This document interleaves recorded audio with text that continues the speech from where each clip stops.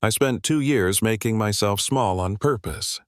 That might sound strange, especially coming from someone who used to run toward chaos for a living, but at the time it felt like survival. If I kept my head down, showed up on time, did my job well, and never gave anyone a reason to look twice at me, I figured nothing bad could touch me. I was just the overnight nurse at Redwood Valley Medical Center, the one people barely noticed as they hurried past half-asleep, coffee in hand, thinking about their own problems. And, honestly, I liked it that way. Until the night a gunshot ripped through the hallway and forced me to remember exactly who I was. My name back then was Lena Brooks, or at least that's what everyone knew me as. To most of the hospital staff I was invisible. Doctors didn't learn my name. Administrators smiled politely and forgot me 5 seconds later. Security nodded like I was part of the furniture. The night shift does that to you. You exist in a strange in-between world where emergencies still happen but recognition rarely does. I worked those hours because they were quiet, predictable, safe. Or so I thought. That night started like every other. Badge swipe, soft beep, fluorescent lights dimmed to that dull blue glow. Hospitals love after 11 p.m. I checked charts, memorized meds, made my rounds. There was a teenage kid recovering from surgery worried about missing school because his mom couldn't afford him falling behind. There was an elderly man who couldn't sleep without the TV murmuring softly. Ordinary people, ordinary fears. I moved through their rooms calmly, quietly doing what needed to be done. No drama, no spotlight. Just work. Around midnight, one of the ER clerks mentioned a guy who'd come in asking about a patient that didn't exist. Calm polite left without arguing. Everyone shrugged it off. I didn't. Something about it stuck. I didn't say anything, but my brain filed it away. Old habits die hard, you know what I mean. At 2:47 a.m., the sound came. A sharp crack that echoed down the west wing. Anyone who's never heard a gun fired indoors might think all loud noises sound the same. They don't. This one had weight. For a heartbeat, the hospital froze. Then the alarms screamed. Code Silver. Active shooter. People panic in predictable ways. Some scream. Some run. Some lock up like their bodies forgot how to work. I didn't have time for any of that. My feet moved before my thoughts caught up. I started getting patients into rooms, locking doors, killing lights, telling people to stay away from windows. My voice didn't shake. That surprised even me. A senior resident tried to override me, started barking about evacuating the floor. I cut him off.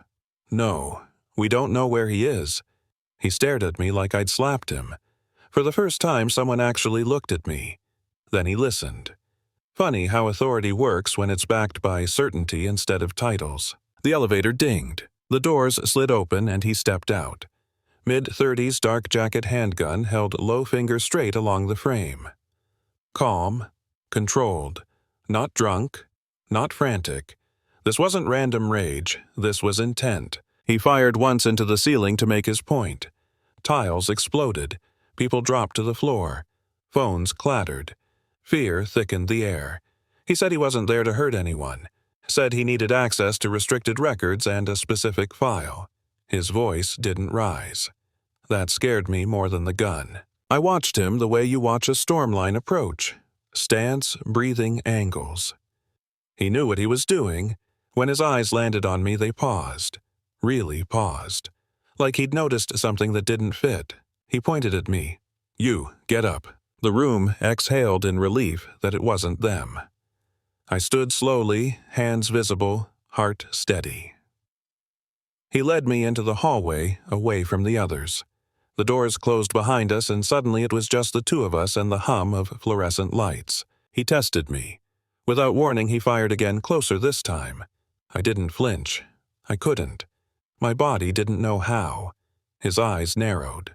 Yeah, he muttered, that tracks. He asked what I did. I said I was a nurse. Night shift. He tilted his head, unconvinced. Then he said something that made my stomach drop. A phrase no civilian should know. A phrase I hadn't heard in years. In that moment, I realized hiding was over. I told him part of the truth. Former military medical support, attached to a unit, done and out. He nodded like he'd already known. He wasn't there for violence. He was there for proof. A man named Aaron Pike, a contractor liaison officially listed as severely brain-injured, quietly housed in our hospital's restricted wing, heavily sedated, cut off from the outside world. As he spoke, pieces of my own past slid into place. A mission overseas that went sideways. Orders that didn't make sense. Civilians where there shouldn't have been civilians. Reports rewritten. Then silence. Discharge. NDAs. Move on with your life. We found the file. Medication logs jumped out immediately. Doses designed not to heal, but to suppress. To erase. This wasn't care, it was containment. Sirens wailed closer. The guy knew time was up. He handed me the gun. "Tell them I surrendered to you," he said. "They'll listen to a nurse." Then he stepped into the open hands raised and let himself be taken. I thought that was the end of it. It wasn't. By sunrise, my quiet life was gone. Administrators asked careful questions. Federal agents asked sharper ones. The hospital placed me on leave, then terminated me for being a liability. Funny word, liability, when what they really mean is inconvenience. The file disappeared from my locker. Then came the messages. Offers of money to stay quiet.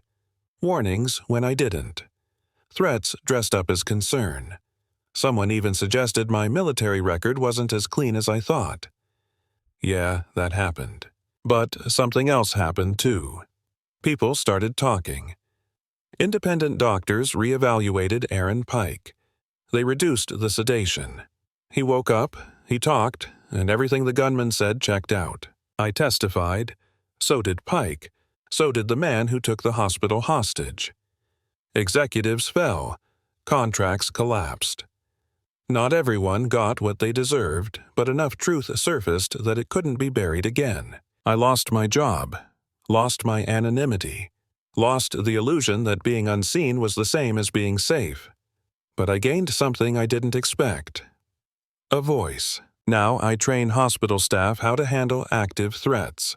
How to stay calm when fear hits.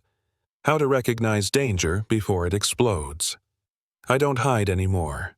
I don't shrink.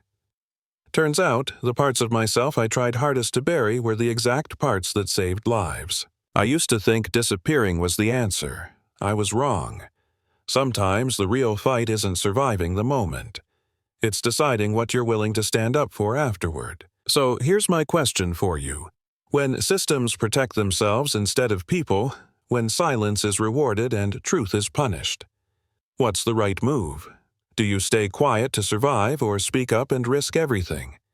Drop your thoughts in the comments. I want to know where you stand.